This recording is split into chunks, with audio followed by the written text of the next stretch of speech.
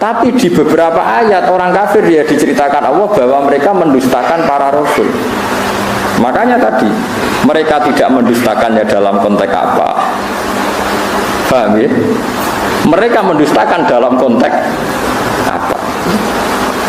Ya sama, Nabi misalnya ngendikan wong sing ning omahe ngrumat asu, iku malaikat gak par-par. Lan ibadahe ditolak pangeran dihapuskan sekian hari.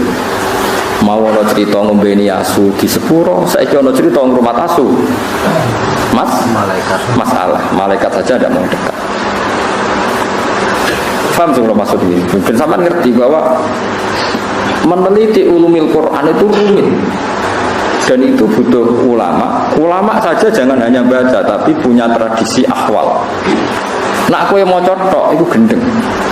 Kaya wong maca tafsir Qawi, bariku maca tafsir Jalalain terus diperbandingkan tafsir Ibnu Katsir. Kalau dia tidak punya akhwalil ulama, malah jadi setan. Keman ta'alama bila sayyidin fa sayfuhu setan. Makanya ada cerita unik. Jadi ulama di sini ya rada unik, ya rada beling tapi belingnya ulama. Ono ulama jenenge Ahmas, gak priyayi, senang masjid, pagine dicoplok. Bareng rabine dicoplok niku guntingi bulu ketek. Napa cara mriki kelek niku? Pokoke bulu ketek, itu guntingi. Temenan ning jero masjid gak klambenan. Sing pas iku ana mubalek pidato. Zaman itu Ahmas itu terkenal lah populer. Terkenal. Oleh pidato ini haddatsana ini termasuk haddatsana Ahmas ini terus cerita fadilah sholat macam-macam.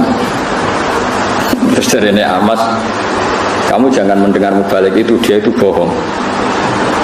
Terus setelah itu mubalik itu nggak tahu kalau itu Ahmas. Ala tastahiyya syekh, kamu apakah nggak malu di depan orang banyak di masjid? Kenapa guntingi bulu ketek di depan umum? Boyo desain barang. 5 ada. Kenapa saya harus malu? Anak disunnatin wa anta fikih.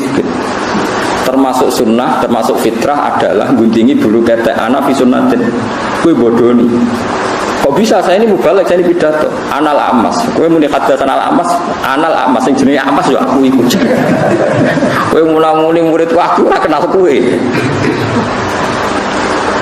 Ini penting kalau aturakan karena sekarang orang itu meneliti Islam itu tidak pakai guru, sehingga cara memahami dia tentang nahi mungkar atau tentang amar ma'ruf, tentang apa saja itu tidak punya akhwalal ulama. Makanya kalau menjadi ulama tradisinya selain memegang beberapa literatur atau marojek kitab-kitab sahihah, al-kutubus sahihah, juga ada akhwalal ulama. Akhwal itu satu perilaku konsensus yang diyakini antar ulama. Ya saya ulang lagi, yang diyakini antar apa? Diyakini antar ulama. Ini penting kalau aturakan, karena ulama itu punya guyonan banyak yang kita tidak pernah tahu. Misalnya begini, ono wong senengane ngerasani wong. Nah, gue santri amatir ngerasani wong itu so ini. Tapi ulama itu punya pikiran begini. Ono wong misalnya jadi lonte atau maling, sudah dirasani wong sak desa. Gara-gara kesalahannya sering dirasani, dia jatuh, nggak dihormati di masyarakat situ. Nah, ulama udah takoi ngerasani hukumnya piye, Mbah? Ya dosa. Nah, jenengan nonton yang ngerasani gak mbok loroi. Ciri utama maksiat itu adalah dia jatuh. Lahum fid dunya khizyun. Pasti karena dia lonte atau dia maling atau copet. Pasti Allah mentakdir ciri khas maksiat itu diantara hukumannya adalah jatuh di dunia dan jatuh di akhirat. Dan awal kejatuhan adalah jadi gunjingan atau dirasani wong akeh. Bagaimana Anda bisa mengharamkan sesuatu yang menjadi hukumannya Allah Subhanahu wa ta'ala? Ini ulama. Sehingga dia ya tetap kalau tanya hukum yang ngrasani wong piye ya dosa. Tapi jenengan ana ngrasani kok menengahi. Ya menengahi. Ya ora mesti nerangno ndek, tapi kula ulama ngerti. Maksudnya iku ya pancen khase kesalahan ben dadi rasane wong ben lho umpama saiki ana lonte utawa ana maling, ana koruptor, gak ana sing beritakno, gak ana sing ngrasani, terus ora salah piye? Paham sih kalau maksud? Lha itu uniknya Rasulullah itu kadang nek ana ngrasani diseneni. Ojo jengke aja ngrasani dosa. Tapi kadang Nabi yo ngrasani. Ana wong bulet ngono, senengane apik tapi wong bulet dari Nabi bisa akhul asyirah, wong kok eleke.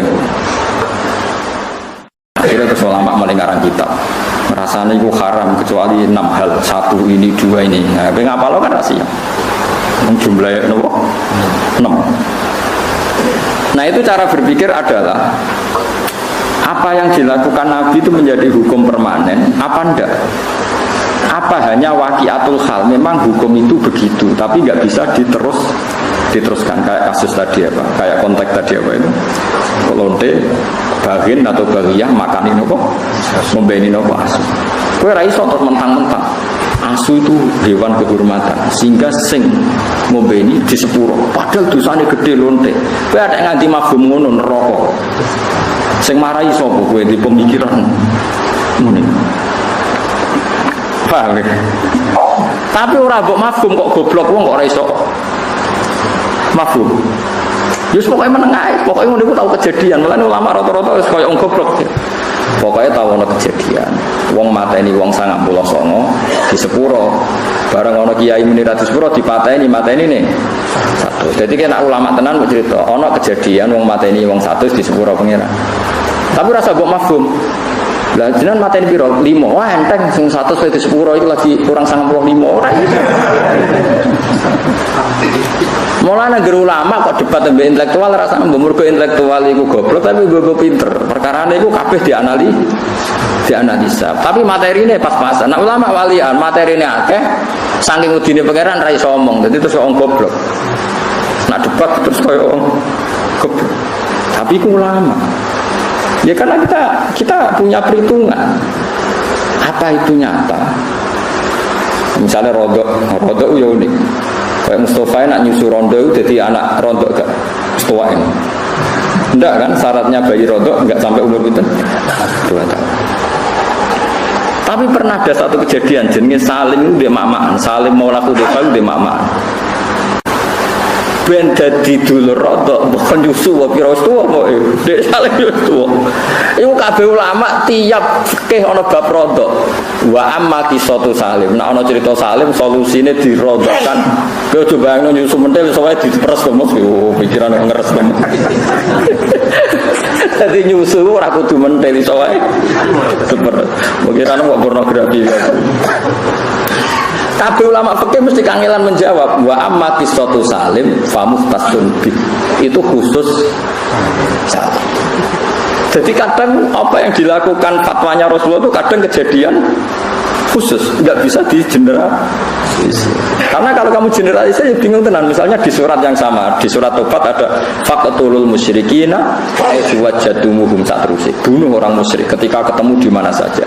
Di ayat yang sama, di surat yang sama, tapi ana ayat wa in ahadum minal musyrikin astajaruka yuk fajir hatta yasma'a kalam.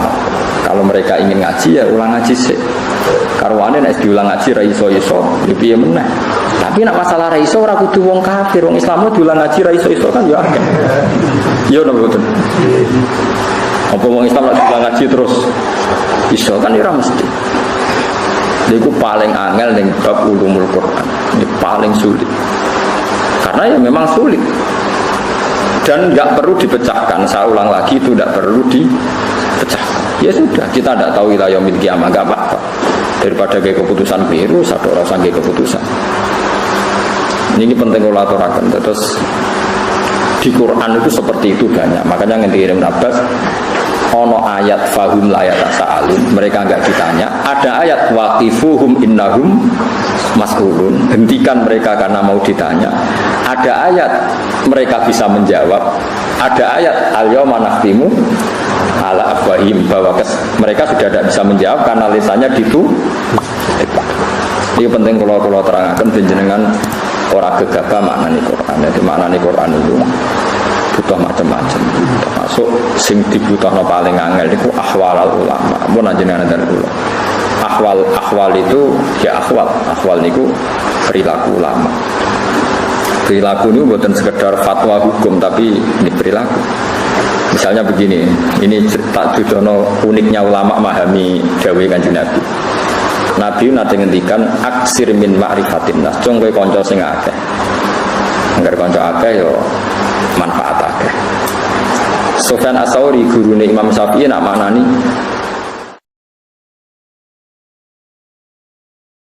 maknane aksir min ma'rifatin nas maknane aklil kowe iku nak kancanan sithik wae aja akeh-akeh kok saged wong hadise akeh kok ngongkon sithik ya maksudnya nak kancanan wong macam-macam kok terus kecewa nek kecewa dadi entuk yo sithik terus ditakoki mbek murid dalile napa nak maknane ngoten ya dalile gampang kowe kancanan akeh tujuan apa nggih kersane kata silaturahim kowe kecewa mbek wong sing kenal ta mbek sing ora kenal ya mbek sing kenal kowe ngrasani wong to nyakiti wong mbek sing kenal ta sing ora kenal ya mbek sing kenal. Berarti kenal wong akeh potensine dosane wong ganggu wong akeh ngrasani wong akeh. Kula mau ora kenal Mustafa kan ya ora tau miso, ya ora tau kecewa berhubung kenal. Napa? Kecewa. Wahal tungkirun nas illa man ta'rif. Kowe ora bakal kecewa mbek wong kecuali wong sing misalnya kowe darani tanggamu sombong. Kenapa mbak Rani sombong? Mergo kenal. Bareng kenal ketemu ra nyopo, sombong ketemu wong gledak-gledek ra kok. Misale kene Jakarta wong gledak-gledek ra kenal kowe mbok arani sombong to. Ana cah ayu kowe kenal, mbok jak kenalan ra gelem. Kowe darani sombong, tanggaku tak jak kenal ra gelem. Artis sing ra kenal kowe ya ra kenal kowe, jute ya ora mbok arani sombong. Mergo mboten apa? Itu ulama. Nabi dawuh aksir min ma'rifatin nas, ndekne maknane aklin min ma'rifatin. Itu kan enggak gampang. Orang punya pemaknaan seperti itu enggak gampang. Butuh sekian ribu hadis yang dia hafalkan sehingga dia tahu yang dimaksud tradisi Nabi itu seperti itu. Belum lagi di masa ilafiyah, di masalah-masalah fikih. Imam Syafi'i kecil ketika umur 15 tahun, 16 tahun itu menjadi mufti. Itu mau dites ngene tok mek gurune. Ning rumakno tenan. Nabi nate dawuh ngeten, wes wong pinter kaya apa nak maca teks hadis ora ngarep paham, nak ngerti ahwalnya Rasulullah. La tukharrifut ta'ira min wakanatiha. Ki aja geman ngobahno kurungan manuk. Ki aja geman nak manuk ning kurungan iku mbok obahno. Wis ngono tok Nabi ngendikan. Manuk nak ning kurungan di napa sangkar itu aja obahno. Mesti pikiran wong kan sakake manuke lagi ngantuk kok diganggu. Utawa piye lah pokoke lha opo obahno tujuane. Tapi Imam Syafi'i wong alim alama, gurune mbak wong alim. Oleh maknane ngeten. Karena fil jahiliyah, di zaman jahiliyah niku wonten tradisi. Kalau mau pergi itu tes-tesane iku manuk. Manuk gak kok kurungan terus digusah. Dibuka posisi kurungan tapi lawangnya dibuka. Nak digusah mi bernganan berarti lunga iki mubarok. Lunga ini berkah. Bahasa Arab maknuk toir. Toir itu bahasa Arab maknane napa? Manuk. Nak digusah melayu ngiri berarti lungane gak barokah. Nah Nabi itu melarang orang pergi atau orang bisnis berdasar mibere manuk. Nah itu disebut qalu innama ta'irukum ma'akum inna tatoyarna bikum. Jadi wong Arab itu tatoyur itu membuat keputusan penting berdasar terbangnya manuk. Paham sih kalau maksud? Bayangno misalnya sampean gak di tradisi ulama terus mau teks hadis dong manuk iku coba no kok kurungane. Terus kowe maknane kan ngono tok. Paham sih kalau maksud? Tapi Imam Syafi'i iso maknane iku adalah wong Arab memutuskan sesuatu penting berdasar mibere manuk. Mulane ning Quran disebut innama ta'irukum ma'akum inna tatoyarna bikum wa kullu insanin alzamnahu ta'irahu fi 'unuqi. Kabeh karo ta'ir. Bareng Imam Syafi'i iso nerangno ngono terus gurune nangis. Al yauma aftiya Abdullah. Kowe cek cilik lah wis oleh fatwa wong kok pintere ngono. Kowe iso bulet to makane iso bulet. Kowe iso bayang wong pinter kan. Nah, ini buatan wong maca terjemah Quran wis ngaku ahli Quran, maca terjemah hadis dari ahli napa. Waduh goblok kira karuan. Kulo sering ditantang debat iki mboten purun, ora level itu piye ora ku nerangno.